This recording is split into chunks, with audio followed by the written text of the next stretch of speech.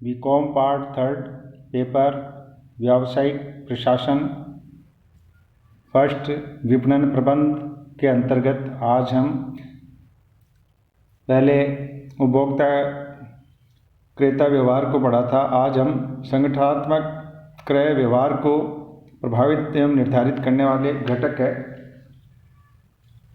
उनके बारे में जानेंगे। क्या होता है संगठनात्मक क्रय व्यवहार? इसमें जो कोई भी व्यावसायिक संगठन है वो किस तरह से क्रय करता है। तो पहला है इसमें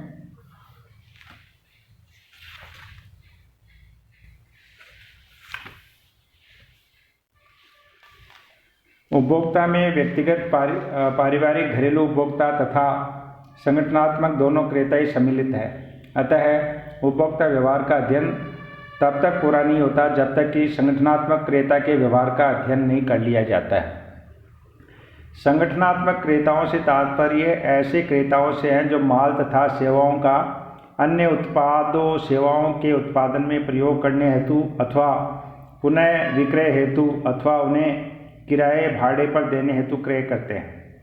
संगठनात्मक क्रेताओं में अनेक प्रकार के क्रेता सम्मिलित हैं, जैसे औद्योगिक क्रेता जो निर्माण प्रक्रिया में उपयोग हेतु क्रय करते हैं, और व्यापारिक क्रेता जो पुनः विक्रय हेतु माल क्रय करते हैं, सेवा उद्योग के क्रेता जो व्यावसायिक आधार पर सेवा प्रदान करने हेतु माल क्रय करते हैं। इनमें परिवहन सेवा, संचार सेवा, कुरियर सेवा, डाक सेवा, बैंक, बीमा, व्यापारिक मध्यस्थ, निजी क्षेत्र की स्वास्थ्य सेवा आदि की सेवा प्रदान करने वाले संगठन सम्मिलित हैं।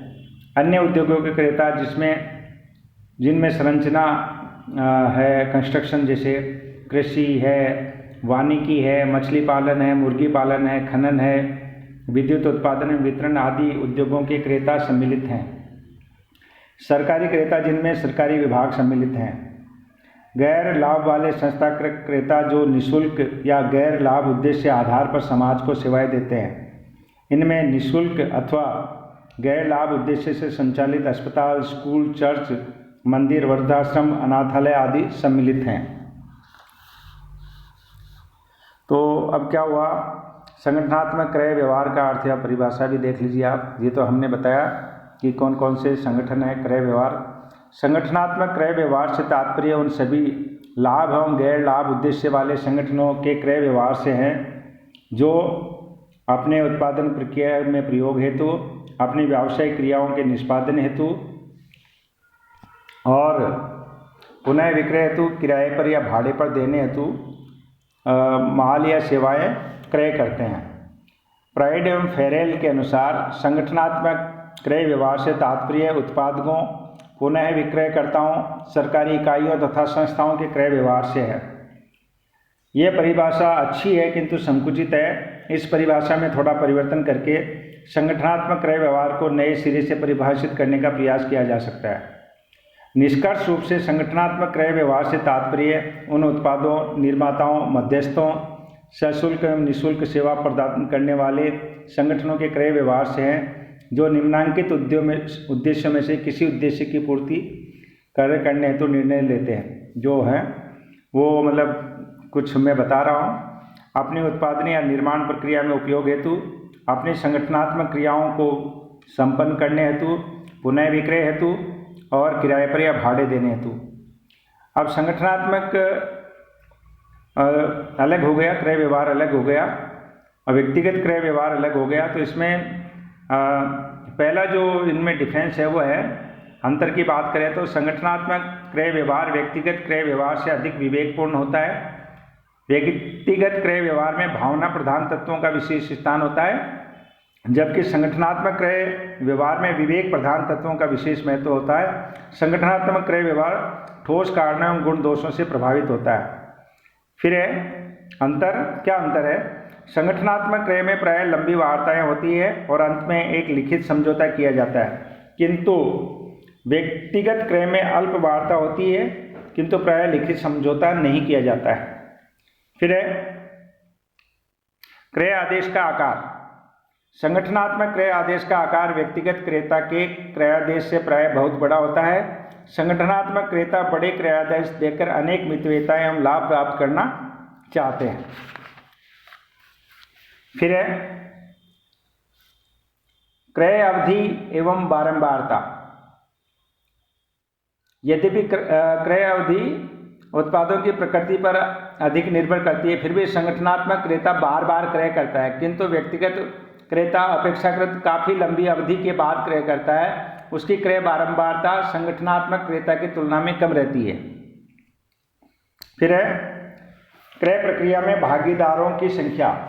संगठनात्मक क्रय प्रक्रिया में अनेक लोगों की भागीदारी होती है। इसका कारण यह है कि संगठन में अनेक स्तर होते हैं तथा प्रत्येक स्तर के कुछ व्यक्ति उसमें साझेदारी करते हैं।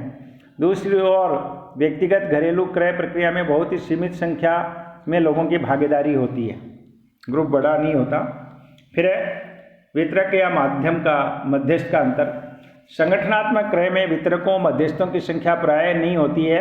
ऐसे क्रेता प्रायः उत्पादक से सीधे ही माल क्रय कर लेते हैं। दूसरी ओर व्यक्तिगत क्रेता प्रायः उत्पादक के फुटकर श्रृंखला भंडारों, फुटकर व्यापारियों या फ्रेंचाइज भंडारों से माल खरीदते हैं। इस प्रकार व्यक्तिगत क्रेता प्रायः मध्यस्थों से ही माल क्रय करते हैं।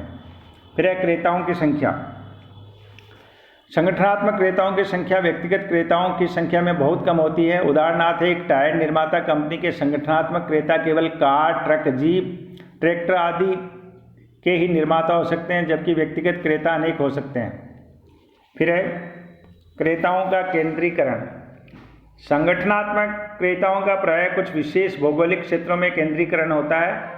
इसमें उनकी मोल भाव की क्षमता भी बनी रहती है। दूसरी ओर व्यक्तिगत क्रेताओं का विकेंद्रीकरण होता है, अतः उनकी मोल भाव की क्षमता भी कम हो जाती है। फिर है प्रत्यक्ष संबंध। संगठनात्मक क्रेताओं के साथ विपणनकर्ता का प्रत्यक्ष संबंध संभव है, क्योंकि इनकी संख्या सीमित होती है। दूसरी ओर व्यक्तिगत क्रेताओं एवं विपणनकर्ताओं के बीच प्रत्यक्ष संबंध बनाए रखना बहुत ही कठिन है। फिर है परिणामात्मक व्यवहार। संगठनात्मक क्रय व्यवहार परिणामात्मक है, डिराइव्ड है। व्यक्तिगत क्रेताओं के क्रय व्यवहार का परिणाम ही संगठनात्मक क्रय व्यवहार है। यदि व्यक्तिगत क्रेता माल क्रय करते हैं तो संगठनात्मक क्रेता भी माल क्रय करते हैं, अन्यथा नहीं। तो ये अब है संगठनात्मक क्रय व्यवहार को प्रभावित और निर्धारित करने वाले घटक जो हैं।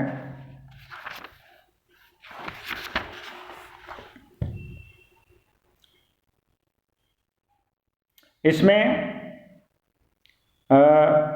संगठनात्मक घटक है, फिर है व्यक्तिगत घटक है, पारस्परिक घटक है, वातावरण संबंधी घटक है, बाजार जनित घटक है।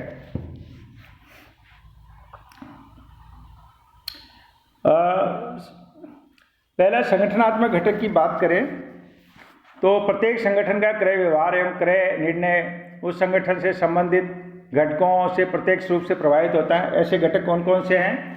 संगठन के उद्देश्य हैं, संगठन की क्रय नीतियाँ हैं, संगठन के संसाधन हैं, संगठन की तकनीकी क्षमताएं हैं, संगठन की संगठन संरचना एवं उसके क्रय कार्य के केंद्रीकरण तथा विकेंद्रीकरण की स्थिति है। फिर है संगठन की क्रय प्रक्रिया या प्रणाली है, संगठन के दीर्घकालीन क्रय अनुबंध हैं और संगठन के क्रय व्यवहार एवं क्रय निर्णयों पर इन सभी घटकों का एक साथ प्रभाव भी पड़ता है। दूसरा है व्यक्तिगत घटक।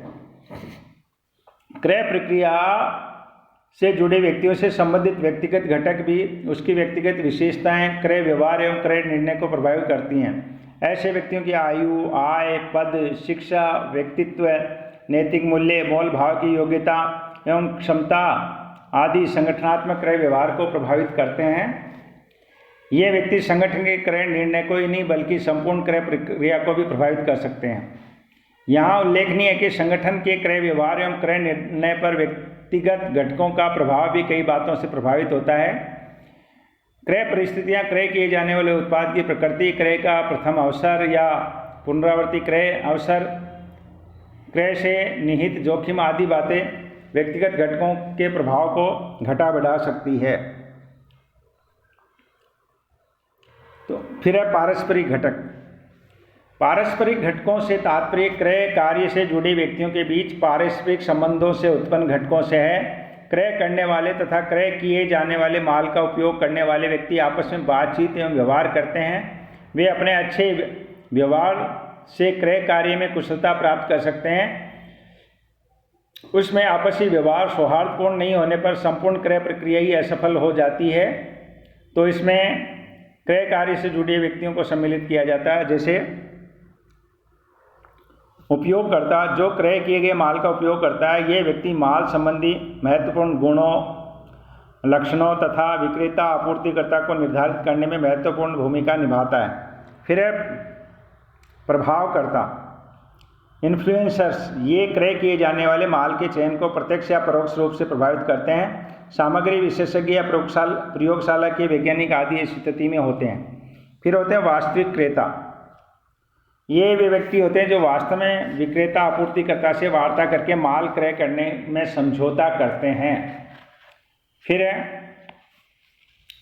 द्वारपाल, ये वे व्यक्ति होते हैं जो सूचनाओं के प्रवाह को नियंत्रित करते हैं। ऐसे व्यक्ति तकनीकी योग्यता रखने वाले या निजी सहायक होते हैं। जब कोई विक्रय प्रतिनिधि संस्था के क्रय प्रतिनिधि से मिलने आता है तो क्रय अधिकारियों के निजी सहायक उन्हें मिलने से रोक सकते हैं, अतः वे द्वारपाल कहलाते हैं। इन सभी व्यक्तियों के बीच आपसी संबंध से भी संगठन के क्रय व्यवहार एवं क्रय निर्णय को प्रभावित कर सकते हैं। फिर है वातावरण संबंधी घटक। संगठनात्मक क्रय व्यवहार एवं क्रय निर्णय वातावरण संबंधी घटकों से भी प्रभावित होता है। वातावरण संबंधी घटकों में संगठन के बाहर के वातावरण के तकनीकी, राजनीति, सरकारी, आर्थिक, जननांगी आदि घटकों को भी सम्मिलित करते हैं। तकनीकी वातावरण में परिवर्तन की गति तीव्र होने पर संगठन का क्रय व्यवहार प्रभावित होता है। भारी निवेश के यंत्र, उपकरण आदि के निर्णय ऐसे परिवर्तनों की गति से प्रभावित होते हैं। आर्थिक वातावरण के घटक अर्थात विकास दर, मुद्रास्फीति दर, ब्याज दर, आय एवं रोजगार की स्थिति, आर्थिक नीतियों के उदारीकरण, अर्थचक्र की दशा आदि सभी संगठनात्मक क्रय व्यवहार को प्रभावित करते हैं। इसी प्रकार राजनीतिक स्थिरता तथा नियम, नीतियाँ, जनसंख्या संबंधी घटक भी संगठनात्मक क्रय व्यवहार को प्रभावित करते हैं। फिर है लास्ट में बाजार जनित घटक। बाजार जनित घटक भी संगठनात्मक क्रय व्यवहार एवं क्रय निर्णयों को प्रभावित करते हैं।